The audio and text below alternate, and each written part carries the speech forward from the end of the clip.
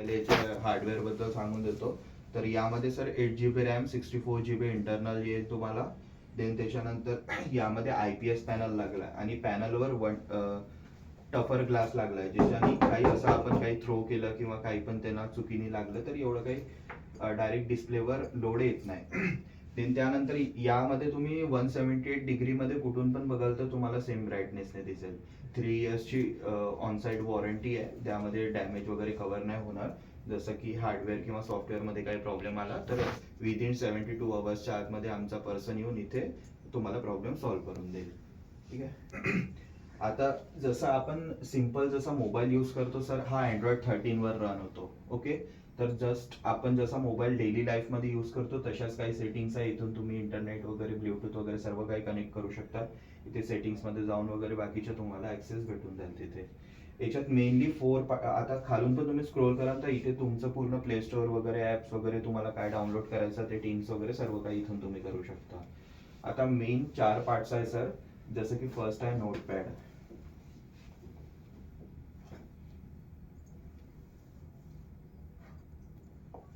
आता जर तुम्ही हा डिस्प्ले क्लाउडवर किंवा ड्राईव्हवर घेतला तर तिथून डायरेक्टली तुम्ही तुमच्या फाईल्स वगैरे इथे एक्सपोर्ट इम्पोर्ट वगैरे करू शकता, डायरेक्टली मेल वगैरे करू शकता. इथे तुम्हाला टेम्पलेट्स वगैरे चेंज करायचे आहे, त्याचे बॅकग्राऊंड कलर्स तर ते पण तुम्ही इथून चेंज करू शकता.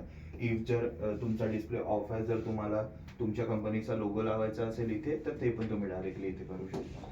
ठीक आहे. इथून सर फर्स्ट ऑप्शन आहे आपला पेनचा. आता यामध्ये पण तुम्हाला भरपूरशे ऑप्शन भेटतात, जसं की पेन्सिल, हायलायटर, मॅजिक पेन वगैरे.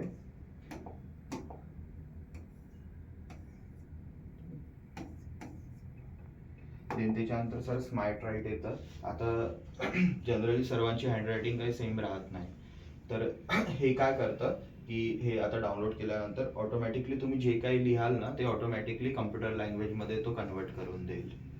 ठीक आहे. इथे इरेझर आहे सर, तुम्ही डायरेक्टली पाम इरेझर पण यूज करू शकता. ठीक आहे. त्याच्यानंतर क्लीन ऑल, हे रुलर वगैरे हे तर जनरली एज्युकेशनसाठी जास्तीत जास्त यूज होतं. स्टिकी नोट्स वगैरे आहे, जर माझ्या मीटिंगच्या कोणत्या एखादा पॉईंट अजून नंतर जाऊन आपल्याला डिस्कस करायचं तर सेमली तो आपण सेव्ह पण करून ठेवू शकतो. इथे मिनिमम 250 पेजेस पर्यंत तुम्ही ऍड करू शकता.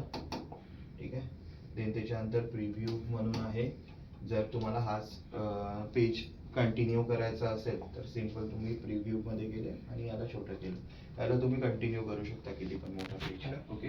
इथे तुम्हाला पूर्ण कॅल्क्युलेटर वगैरे सर्व काही भेटून जातील. मेन्यू मध्ये पण गाईड्स वगैरे अंडो पूर्ण इथेच आहे. ठीक आहे. देन त्याच्यानंतर सर आता LG मध्ये एक सॉफ्टवेअर आहे शेअरचं.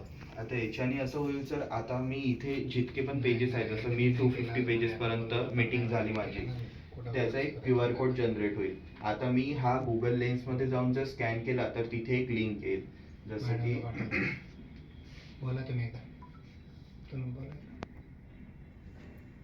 सिंपल गुगल लेन्स मध्ये इथे स्कॅन केलं, इथे हे आली आणि मी याला ओपन केलं तर ऑटोमॅटिकली विदिन 3 to 4 सेकंड मध्ये पूर्णच्या पूर्ण पेजेस माझ्यावर PDF थ्रू येऊन जाईल. ठीक आहे. हे खूप इझी होऊन जाते जर आपल्याला फाईल वगैरे कोणाला शेअर करायची राहते तर. ओके. सेकंड ऑप्शन आहे सर LG क्रिएट बोट शेअर. आता आपण आपला डेस्कटॉप 3 वेजनी याला कनेक्ट करू शकतो. एक डायरेक्टली स्क्रीन मिररिंग करू शकतो आणि एक HDMI थ्रू करू शकतो. ओके. या दोन केसमध्ये असं होईल सर की आपण डायरेक्टली डेस्कटॉप यूज नाही करू शकणार डिस्प्लेवरून. आपल्याला काही चेंजेस करायचे राहिले तर लॅपटॉप मधूनच करावं लागेल. एकतर तुम्ही त्यासाठी टच ओपन करायचं असेल, एकतर टाईप-C केबलने तुम्ही कनेक्ट करू शकता, किंवा LGनी एक सॉफ्टवेअर बनवला LG क्रिएट बोट शेअर म्हणून, तर हा इझिली तुम्हाला